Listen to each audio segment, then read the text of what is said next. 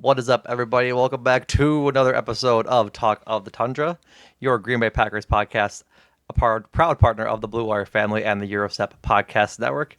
As always, I am your host, Numac, and joining me, as always, is my lovely co-host, Jordan Tresky. Jordan, how you doing, buddy? Doing well.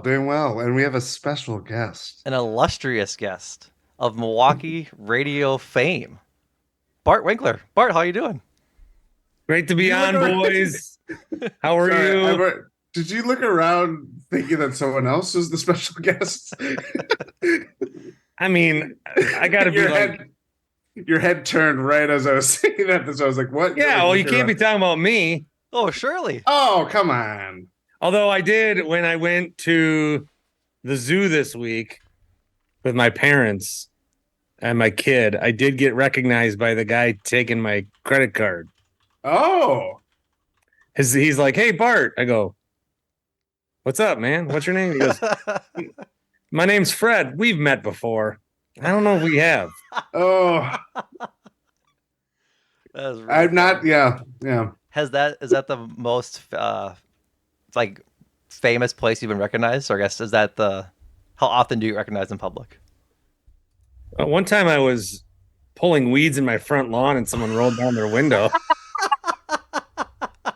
But it turns out, and I didn't know who it was, and it turns out it's like a guy that lives near me. So that Oh, was, but listened to the show, and then I've met him through that. I don't know, the place I really like. If I'm at a game, people will be like, "Oh, right. sports, you're here." We went to We're all the here. the Sixers Bucks game back in April as a network. Me, Jordan, Ty, and Rohan and everybody, and a couple people recognized the Bucks guys, and so me and Andrew, the guy that runs the Brewers Pod, were like, we're not part of this. You guys don't know us. We took You the know what? picture. It's weird. Like when I'm by myself, it never happens. Right. It's always with people you don't really care to have that conversation around. But if I'm like, well, no, it's like embarrassing. It's like I go out with my wife and someone's like, "Flirt," and she's like, "Oh, gee," it's like Not this again. yeah. And I go, "Hey, that means like me trying to make it as a part-time radio, part-time, full-time podcaster. If that doesn't happen, we ain't eating." Need those recognitions. Otherwise, Yeah. it's the dollar menu, which isn't a dollar anymore. But that's neither here nor there. All right, everybody. Brought Bart on because Bart has a title that neither Jordan or I have. Packers shareholder, Bart Winkler. Man. With the shareholder meeting on Monday, we wanted to pick his brain a little bit, see who he's voting for, even in the. Oh yeah. Okay, you can ask me that. So that's kind of the reason Bart's here, even though he's a good friend of GSPN as well. So, I guess first things first. What do you think about Leo Butler being a candidate for the board? I guess he's the only Packer Yeah. being represented in the nominees. A bunch of other CEOs and presidents and whatnot, but Well, I think that's great. The Packers are wise to keep that connection with him. You want to talk about being recognized places. And Leroy, obviously I worked with him for many years. The best part about Leroy is that he's one of those guys. I would say him. I've told this to Jim Paschke too. I'm just going to name drop a bunch today. That's Perfect. fine. We love Milwaukee or Wisconsin, just very regional.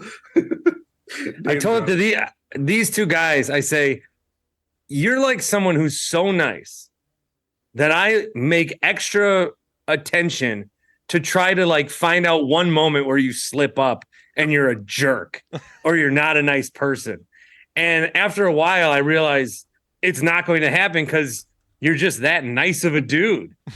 And Paschke is like that, and Leroy is certainly like that. He is, just the best. And for him to, keep doing these things and having these integrations with the Packers, and now finally getting into the Hall of Fame, I think that's great. He is one of these guys that you can vote for. So I do get part of the one piece of mail I get every year for being a shareholder is like all professionally, done. It's like, hey, here's the shareholders meeting date. They give me 4 tickets. So they really don't care like who Right. but it's paper tickets, something to be said for that. They don't. So you get 4 tickets. I could like put them at the corner of the street. They don't care. And then there's a manual that says vote for who you would like on the board. And what I always say is it's like there's 19 people to vote for, but there's 20 spots. Like it's such an illusion of making you even think that you have the most minor amount of say. One day Bart Winkler could very well be on the board of the elite of shareholders. Remember when Mark Murphy? When was it? It was like something was going. Maybe it was around the time that McCarthy got fired, and people were talking about how the board could call this meeting. Oh yeah, fire. Yeah. Murphy. Oh yeah, that would have definitely been around there. Yeah. That's not how the board means nothing. Right, exactly. The board is for like Leroy Butlers and Johnny Grays, and then the guy who owns Bergstrom and the guy who owns Aaron's, and it's like let's give another title to these people that don't need one. That's what the board is. You're forgetting one very important sponsor. Sargento's CEO is on there. The cheesemaker. Oh yeah. Good. Thank God. Yeah. Is it like because it's not like boosters. Boosters, they're not like if you're, I don't know, Wisconsin or whatever. I literally know nothing. I have no idea why it exists. For like a practical reason. Yeah, but like they're not on. It's not like a board of boosters, right? For like a school? No. That's okay. That's what I thought it was. It's like, hey, you've been a great sponsor. We'll vote you on the board, or I don't know. They can't do anything. They're not going to fire anybody. No, they can't do anything. It's like, but it's one step up because it's like I walk around with my peacock out saying, "I'm an owner," and then John Bergstrom can be like, "Son, I'm on the board of directors." All right. If you were to guess how many people are on the board of directors, if you don't know off the top of your head, how many do you think there are? 65-ish. Pretty freaking close. 43. 43. That is of 539,000 shareholders. Yeah. So that is what? I'm Googling. What does Packers board of directors do? They direct corporate management, approve major capital expenditures, establish policy, and monitor blah blah. Basically, it means nothing. That does nothing. They're basically like a CEO of the Packers, but just as a 43-person board, and they meet once a year because they're getting TPS reports, kind of thing. Yeah, exactly. Like, I mean, it'd be great to put on a resume. Like, oh yeah. If I put a resume, Packers owner, people are like, this guy. Yeah, this guy. But if you put board of directors, Green Bay Packers, you're like, oh geez. Got to put my nice shoes on today for that guy. Oh yeah. So before we got on, we asked you if you knew where your stock was, and you do. I do. So I am very proud to be an owner. I think that the Packers setup is great. Granted, when it started, like they really needed to sell shares to keep the team in Green Bay. So there's no reason. I don't know how old I was when I first realized like this is different than these other. Why is there one in Green Bay? And then you're like, Milwaukee's bigger, Madison's bigger, like Green Bay. This is a port railroad town. They don't deserve a NFL football team. And then you realize the history of it. And I love being an owner. And for a long time, people like make fun of you. But what I always counter now is if you could guarantee right now, you pay $300 right now, and you guarantee your favorite team never leaves. I mean, I think there's a lot. I would do that for the Brewers. Right. Exactly. I would do that for the Bucks. A lot of people. Yeah, a lot of people have it framed. I still have the original UPS sent to my wife's old house. So she bought it for me. Oh, okay. This was a gift. I got everything it came with then. Let's see. There's a nice shiny G on this. You can't even see it. Dear Packers shareholder, thank you for your recent purchase of stock. You can now say you are an NFL owner. Yeah. There we You go. joined the storied organization. Your ownership will help the organization build upon the success of the 2003 redevelopment. Oh, wow. Sale. But this was the 2015 sale. Or no, it wasn't the last one. It was the last one before that. I didn't know my wife in 2003. I don't know. Oh, okay. I invite you to look at the brand book. Okay, so then they sent me a book that I must have thrown away. So never mind there. But then look at this. It's still Oh, so got the tissue paper and everything. yeah, but it does look like it went through some. It's a little wrinkly. The tissue paper or the stock. The stock's wrinkly. Interesting. All right, so here's the stock piece of paper.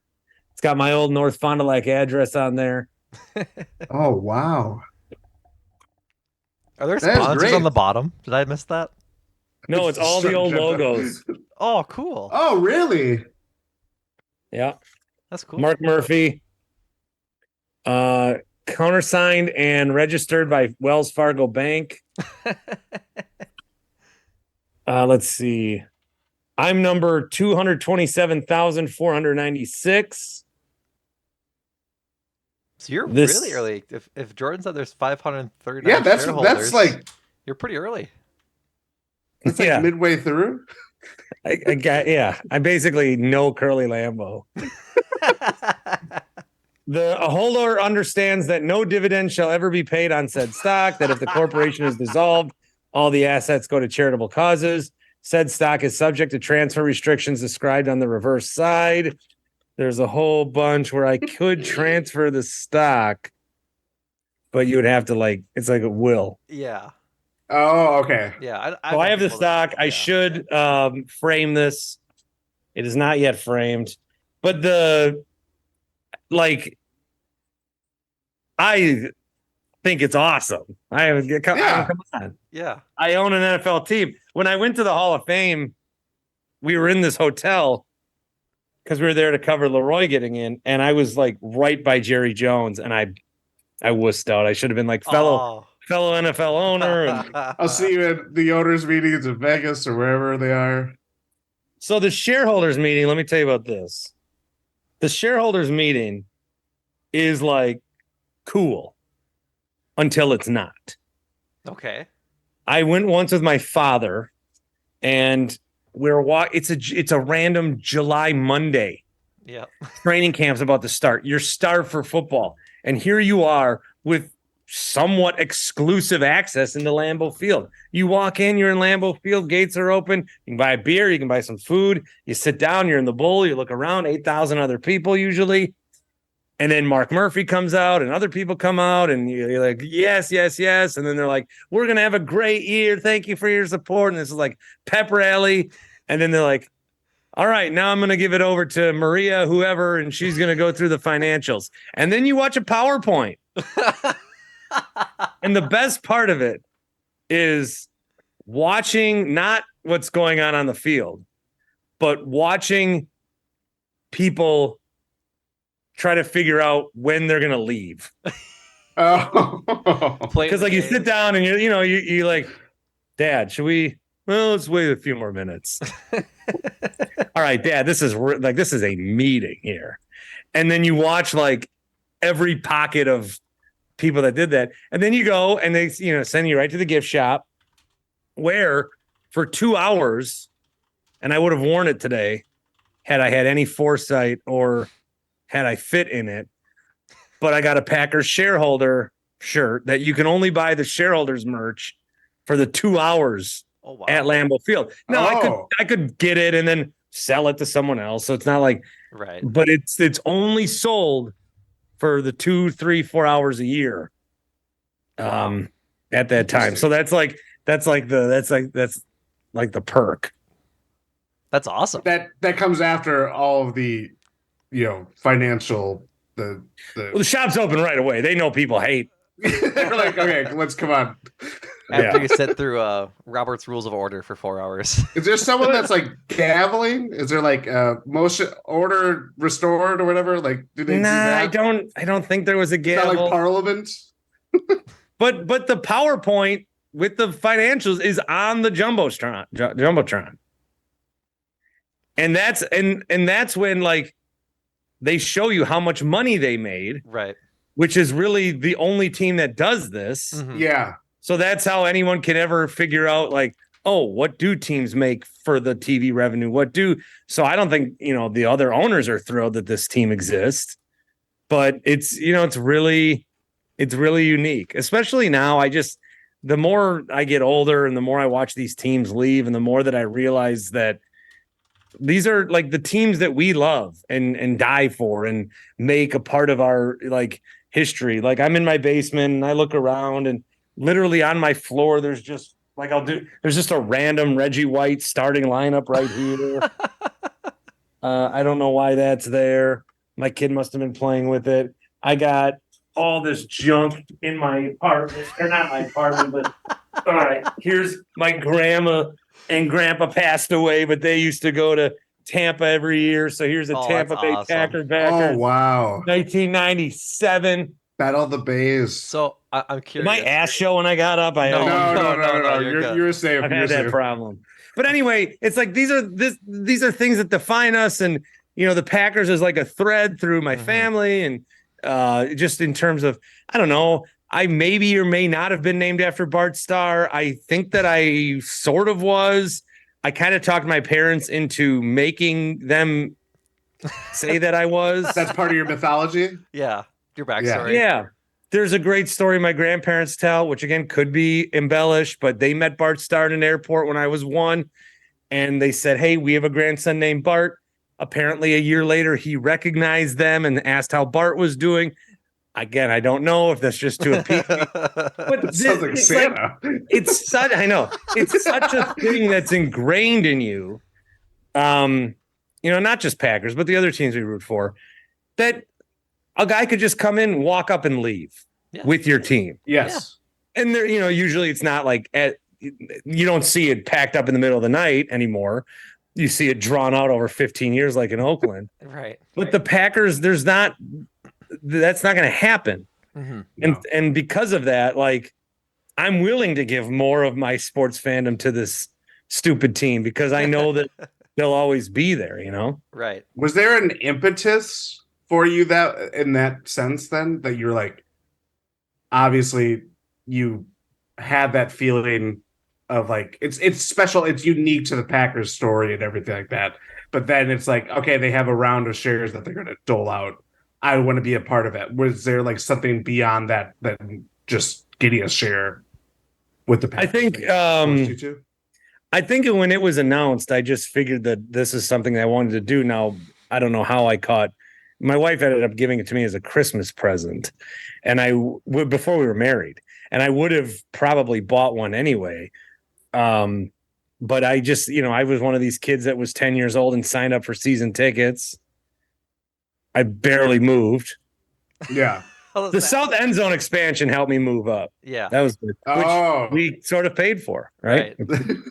I don't even want the season tickets. I'm not paying that much money to buy. I would say put myself on the list. I would say it's more of a bragging right to say, yeah, I finally got my season tickets. Like I made it to the top of the list where they called and asked if I wanted some. Than it is to actually. I always thought, like as a 13-year-old, I thought I'm going to do this for my kids someday. Yeah. And now I'm like, I don't want to burden him with that. that is every family gathering that I had was like, where are you at on the season ticket line? It's like, well, I think we're, blah, blah, blah. And it's like, okay, it's like 40 years that you're waiting. Yeah. Rather than like having I don't know, something that you could say that you're owner or something, even though you'll never make a decision. Right. ever again. And I think, being an owner, I've started to take more of a sense of pride in it once I got more like once I was full time on the morning show, because I would bring it up like facetiously And I get real negative pushback, whether it's from other fan bases that thought it was stupid or Packer fans that thought it was stupid or a waste of money. And so the more that I would be attacked, the more proud I would be of it. Right. It's a badge of honor. I mean, I reference it all the time. Whenever I do radio in other cities, if I'm like the Packer guest of the week for whatever, I'm always like, by the way, guys, you're talking to an owner. Like I make sure that because in their fans, you know, their fans always get riled up. Like, who's that idiot? It says it's an owner. I take pride in it. That's As you should. Bart, you showed off your grandparents' Tampa Bay towel, and I guess kind of get away from the shareholder thing a tiny bit, but my grandma has a entire subsect of her house that is just a room dedicated to Packers paraphernalia. Like she has a painting on the wall. She has unopened like beer cans when they sold the Miller Lite Packers cans in the 90s. Oh wow! I had one explode in my childhood room at one point because my dad didn't think to drain it. But I guess we poked the holes in the bottom. Yep. My family didn't. Oh, geez. So I guess what does it mean to you to have that connection throughout the family of being a shareholder and having that sort of fandom run throughout your family as something you guys can bond over? Well, I think it's great. I also think it's a great way to like bond with. I don't know how men would ever like if you don't like sports. Mm-hmm. How do you ever bond with your father-in-law? Yeah. how do you, like, where's the starting point? If you don't like, because you're like, hey, look at me, your daughter you love. This is what she chose. Right. And it's always like a nice, at least starting point when somebody likes sports, and especially the Packers. Now I married into a family that was big into the Bears. I'm Vikings. Oh. I'm Vikings. So And one of the great moments between me and my father-in-law, he has since passed also, but we watched the Thanksgiving game where Brett Favre was honored. Oh, and I watched Bears that one? game. It was against the Bears, and I watched that game with Bears fans. And they were very mean to me. The whole family was so mean. But he came and sat by me and was like, he was my guy in that moment. He knew what the Packers meant to me. He wasn't gonna sacrifice this relationship over one dumb game where I ended up calling my dad after and saying, I wish I was here with you because you were the one that got me into the Packers, and I just feel like I've heard you talk about that story before on your podcast, the Bart Winkler Show, also on Blue Wire Network. Just had to put the plug in there. It gives a lot more context that you were being belittled by Bears fans that to have that. I can like picture her uncle, just like Packer boy or some really lame. Oh yeah, it's not their fault that they can't have three insults. quarterbacks that they could cheer together for like a. They couldn't have the same situation with the Bears because they didn't have three. And Favre coming back was such a big night. Like I don't know what it will be like if Rodgers comes back, but Favre had the whole falling out, and growing up with Favre. I don't know, man. He was just so loose and carefree, and to see him, and I've talked about this where it's like, I just felt he was like a variant of my dad somehow. Like, everybody did. Was my dad also my dad? My dad is my dad. He's right here watching the game, but my dad's also my dad. That's sports dad right there.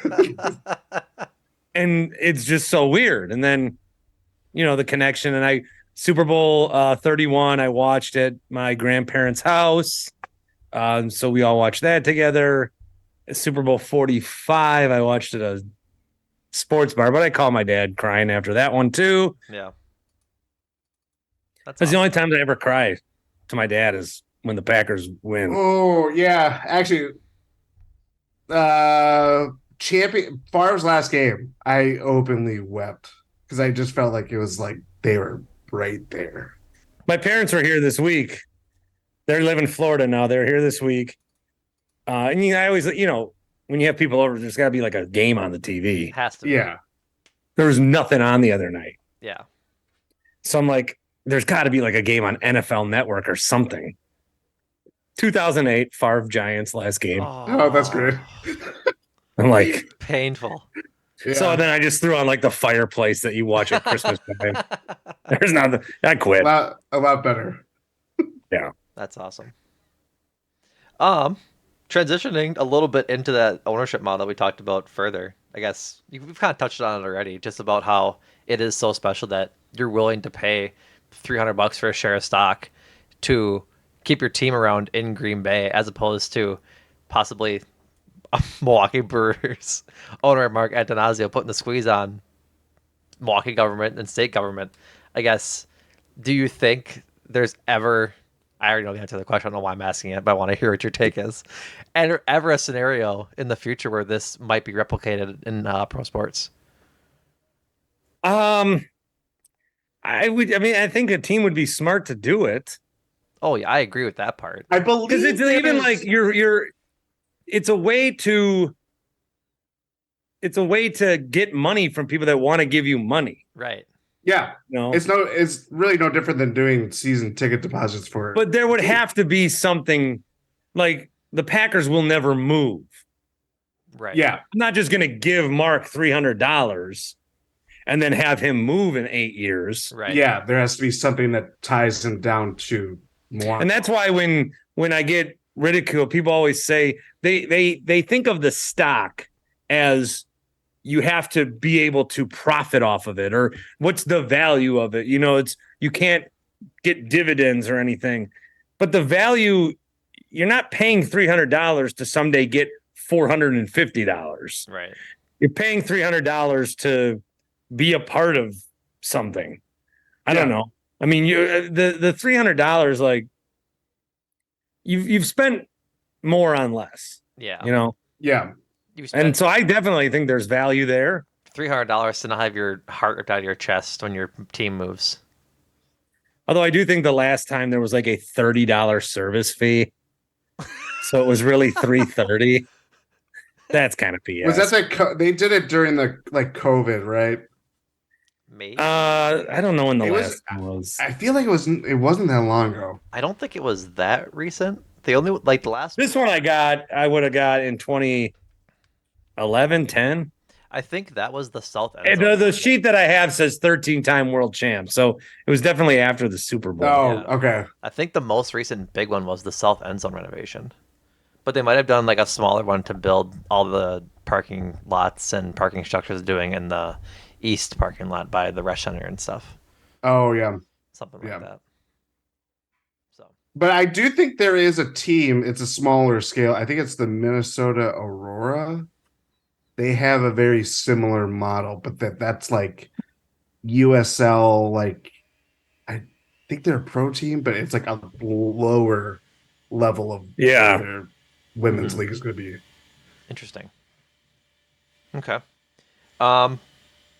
Jordan, do you have anything else for Bart on the shareholder stuff, or should we get into a little training camp preview, NFC North preview? I say let's go training camp. Let's do training camp. Who are you looking at in training camp, Bart? Any players you're really looking to look forward to watch to, or battles you're going to keep an eye on? Players that you're glad that may have left? Well, obviously, I'm excited to see Jordan Love play. Mm-hmm. I will, and I think that it's just kind of like it is a new era. I don't know. I talked about this on one of the shows I did lately, where I still feel like we're hungover from the 2014 game. Like we never, like that was such a horrific thing that we never. And I think about the Bucks, and they've had some really bad losses, but then they won. And it does kind of tamper those. Or it does go then to what Giannis was saying. He's like, well, failure is just on the road to success. Only if you have that success. Right. Yes. So if the Packers would have lost in 2014 and then won in like 16, 17, 18, you could say, oh, that was a road. That was the journey. But that never happened. And so now with a new quarterback, and obviously I think there's so many questions. Mm-hmm. And it's fun questions, because I don't think that there's going to be like Jordan Love. We got to remember, was a first round pick. Right. Mm-hmm. and It's not like they're trotting out Sam Howell like the Commanders are. and this is like the just the way that people expect Love to be awful, like all-time awful, is really weird. And I'm excited to see him with the young receivers and watch them grow, how the running backs work into the mix. The defense, there's so many questions there, but excited to learn about some guys and excited to see how LaFleur now, without, like, this is LaFleur's time. He gets to do what he wants. It's like, it's the same as, I'll make a really bad comparison about like Madden. Like, I like to take we all do, take the bad team or whatever, and you take a bad team and then you can play. But when you have a 99 quarterback, it's like, well, I can't just hand the ball off all the time. Right. Yeah. I gotta use it. And Rodgers was such an intimidating and giant force that it basically was, anytime Matt's doing a playbook, there's his shadow is over it. It's Rodgers. And hopefully this gives us a better Matt LaFleur. And we can like be excited. And I don't think that there's anything that I don't think they're going to win a Super Bowl, but this division blows. Like, I think the Bears, I like Justin Fields a lot, and I do think they're on a climb, but they're not on like a rocket. They're on like they're on like that road in San Francisco that goes like it gets up to the top of the hill, but it's going to be a while. The Vikings, I don't know what the plan is there, and the Lions. Look, the Lions are probably the best team in the division. They have not won this division since 1993. Yeah. And so now you're going to put pressure on this division? And their best wide receiver is going to miss a third of the season because of the gambling thing. Tampa Bay won this division before, more recently. Right. That's crazy. So there's an opportunity for the Packers to have a decent season, competitive. And I do think there was a lot of, even if, I don't know, and other fan bases don't get it, and that's fine, but watching a team go 12-4 every year, losing in the divisional round, it's just, there's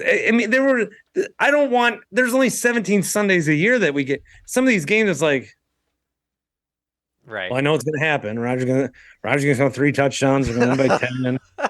Beat the Bears. Jordan and I have had this conversation all offseason that it's so exciting to go into a season without expectations, knowing that we get to see something develop week to week and go into a game not expecting what's going to happen. It makes the game so much more fun when you're not just like, oh, I'll tune in for ass kicking for 3 hours and then turn it off. Like, I get to actually decipher a game and how a quarterback is playing poorly or playing well, as he did in comparison to last week or the week before.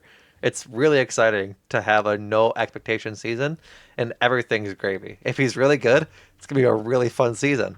If he's bad, he's got another season to work it out. I'm not really concerned. Yeah, I'm just excited to be excited again. Right, exactly. Like, you talked about crying for Packers wins. I was a freshman in high school and they won in 45, and I wasn't like crying. I was just really excited. I was hype.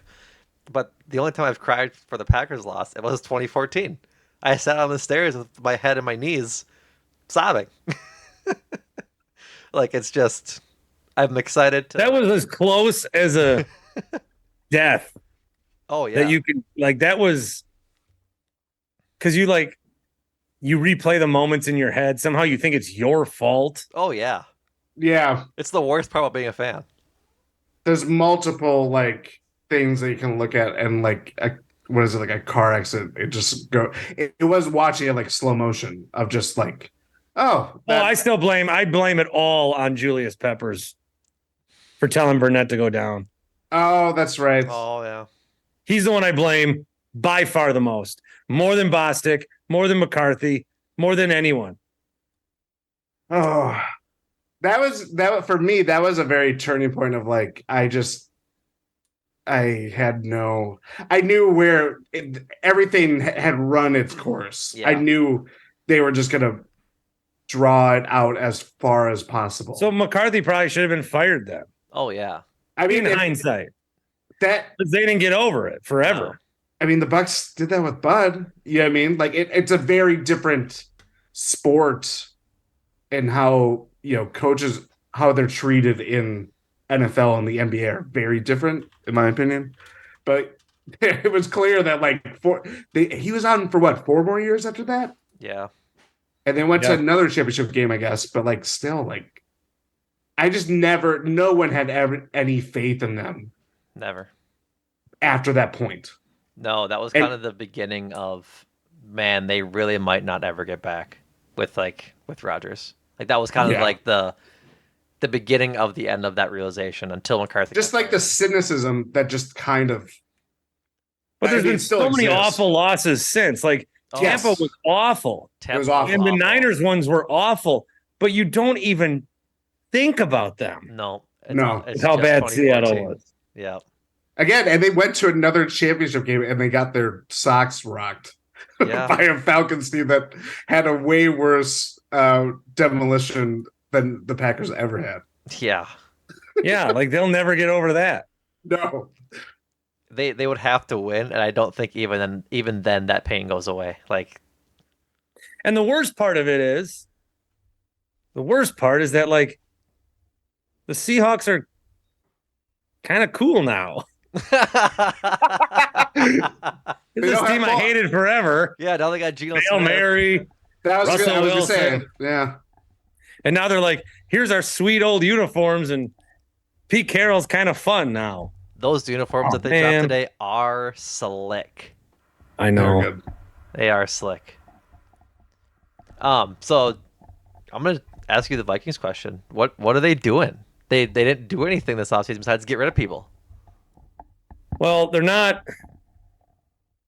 I don't think anybody in this NFC North. Maybe the Lions. I don't. When you have your goals and you put Super Bowl on it, do the Lions in that locker room believe that they can go to a Super Bowl and win? I would say that they probably do. Dan Campbell does, but the Bears, that's their goal. Their goal is going to be to win the division, but if they win the division, they'll say, this is just one step. This is not our. The Bears, if they won the division, it would be they'd be more than satisfied. Oh yeah. Yeah. I think we would be the same. Oh yeah. Yep. And I think the Vikings, I don't know. They're just want it to be next year. Yeah. But what do they want to do at quarterback? I thought trading Kirk Cousins for Trey Lance was a no-brainer for both sides. Apparently not. Justin Jefferson was very mad by the end of last year too. He had not Stephon Diggs level what's going on there, but it was clear he was frustrated with how, because they're rebuilding. They're not a finished product, but by the time the 52 guys on their team are ready to compete, unless the Vikings just think we'll do what the Jets are doing, we'll just get a guy to come in here, a mercenary kind of thing. We'll get Tom Brady to come in here, we'll get Peyton Manning to come in here, we'll get Matt Stafford to come in here, we'll deal with everything else. And then we'll figure out a way to get one of these quarterbacks that has a couple of years left.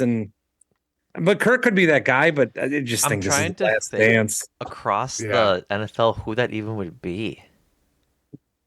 I just can't even think of who that next era of quarterback is to really replace someone as their last dance.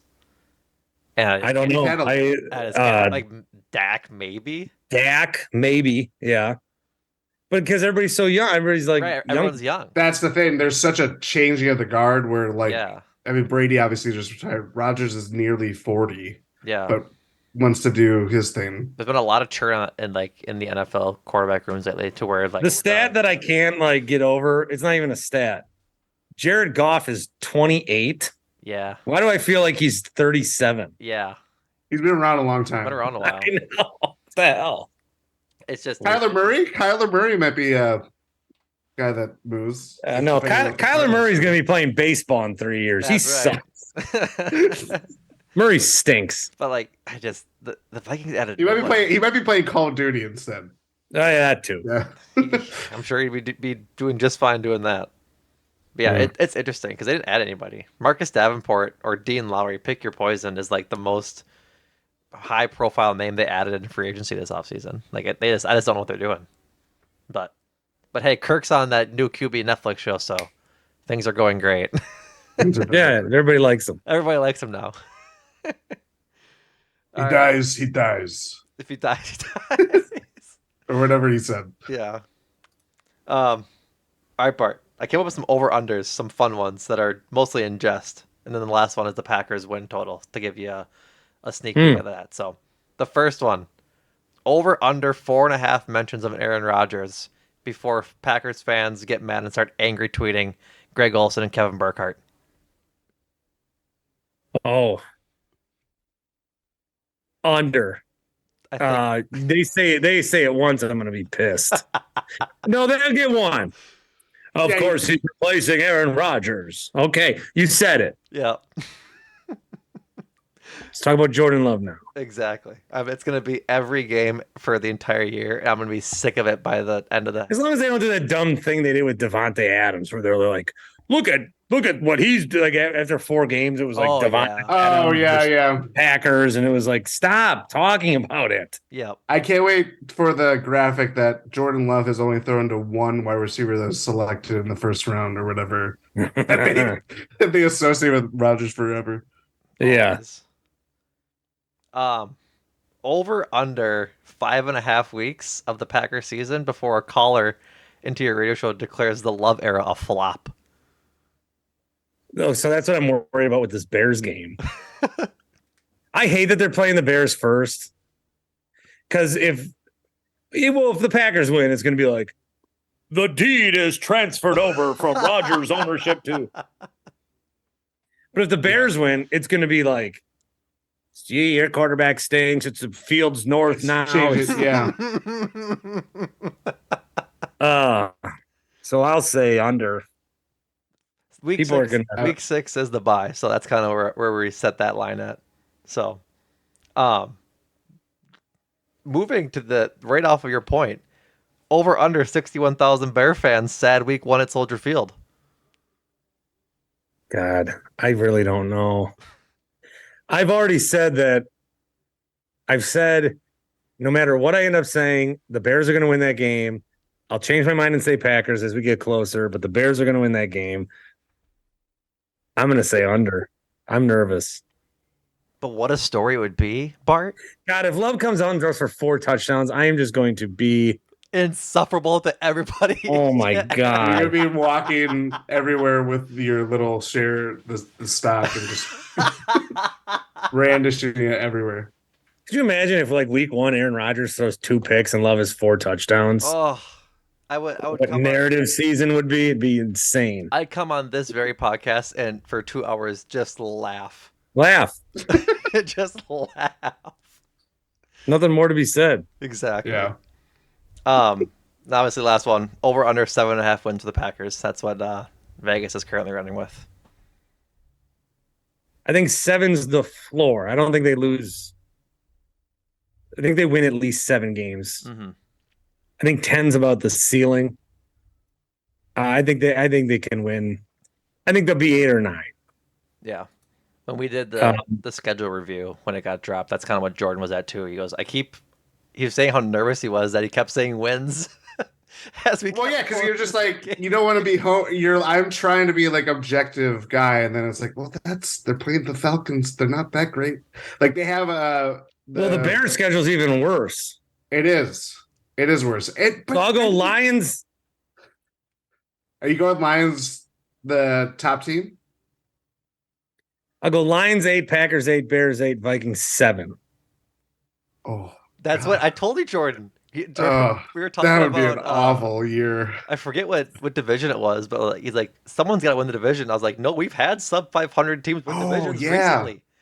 It was the NFC South. Lions will get 9. Yeah. They'll get their 9. Yeah, Bears will get 8. Yeah, they're like the Bears are weird. Week 1 could be for the division. True, it's very true. The Bears, though, like if we went through like the rosters and stuff like that, and it's like, okay, they got DJ Moore, but like I also have no idea how to like. He's a number one guy for the Panthers. But I do think if there's like, if they get Fields playing like a top 10 quarterback, yeah. But is Love, is that possible for Love? We don't know. Right. That's why it's so exciting. But I still think that's why Rodgers played at the end of the season. Yeah, I don't think he wanted us to see 5 weeks of Love when he was hurt and they're 4-8. Right. Because then we'd all be like, oh, okay, yeah, this guy's he's ready, and then we'll move on. Rodgers is trying to hang on. He didn't want to lose any power there. Rodgers' numbers the last 5 weeks were terrible. Horrendous. Nothing that Alex Magoo couldn't do. That's a USFL MVP, man. That's right. Jordan and I talked about that after that loss when they were going in the last 5 weeks, that if the Packers were smart, they'd say just bench him and let the Jordan Love era commence. But you can't do that with a Hall of Fame quarterback and a guy whose number you plan on retiring. But if in a vacuum you're able to do it, you do it 10 out of 10 times. Yeah. That's it. Bart, thank you for coming on. Hey, thanks for having me. Yeah, we enjoyed it. We'll do it again during the season sometime, possibly a week 1 celebration podcast. We could do that. Yeah. We got a lot of free time these days, so Right, until Tuesday when training camp finally starts. Sure. Whatever you say. That's right. So, Bart, tell the people where we can find you. At Winks Thinks on Twitter. Are you guys keeping up with Threads? I quit that already. I occasionally peek in on there. I haven't. We don't do anything. You just copy and paste. I haven't touched it. Stupid. I think I'll wait to do like, because you can't. It's not in order. It's not like you see Threads. That part of it. It's like. Hey, the Bart Winkler Show, Blue Wire partner, just like you guys. That's right. You can also find me, the Bart Winkler Show, on YouTube. However you want me, I am there. Okay. Awesome. All right, Bart. Thank you for joining us, Jordan. Thank you for joining me, everybody. We'll be back next week with training camp stuff. So be sure to tune in that way. Thanks, guys.